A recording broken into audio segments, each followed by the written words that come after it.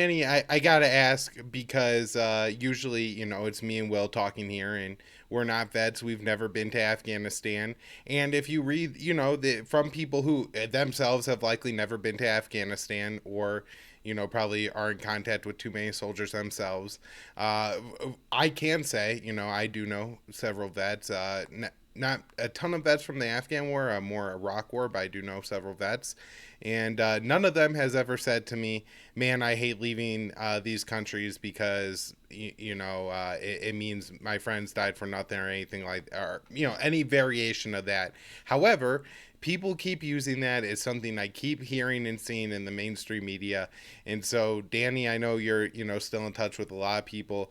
Are they crying and saying that I can't believe this war is coming to an end? We did it all for nothing, and boy, I just wish we could stay for another 5-10 years so we could really finish the thing.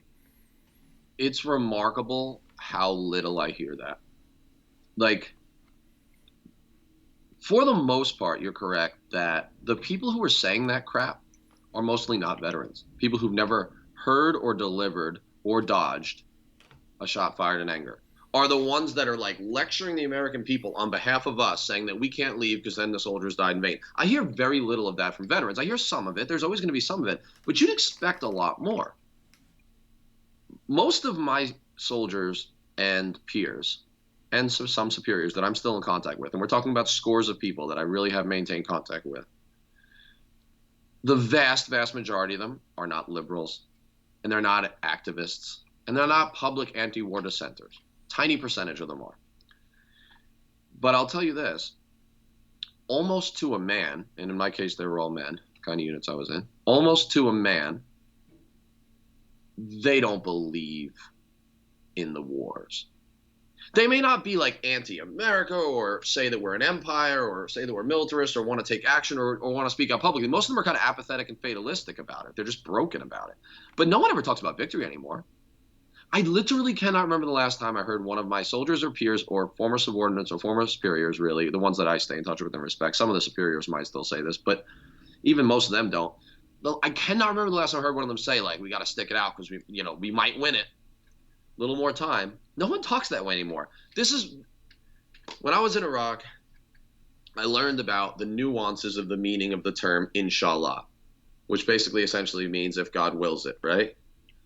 Um, I had thought that like inshallah was like a sort of a like a really like spiritual or religious thing to say. You know what I mean? Like it was like, oh, inshallah. It's they're very devout. That's why they say that. What I learned really quickly is it's just a phrase they use for everything. And you know what it usually means? It's like, you ever see the movie Donnie Brasco where he's describing all the different meanings to the phrase, like forget about it, like the mafia phrase. Right. Inshallah was like that. And one of the things that I learned is the way they use it usually is they go, you'll say like, are you going to be at that meeting tomorrow that we're planning? They're not very prompt people sometimes. And they'll go, Inshallah. Like, if God wills it, like, maybe. What they mean is, like, maybe, but probably not. Or it's, like, very fatalistic. They'll be like, you'll say, like, oh, do you think we're going to win this fight tomorrow? You'll be talking to the Iraqi soldiers. And they'd be like, Inshallah. And it's very much like, probably not. Like, it's just, it's going to go how it's going to go. It's not going to be great. Reason I bring that up, if I had to summarize in a single term how 90+% of the veterans that I serve with, some of whom don't have their legs, some of whom don't have their minds, really, all of whom have been affected by this. The one word encapsulation would be this. It would be the pantomime in the word, inshallah. They're just beat. They don't believe we can win any of this anymore.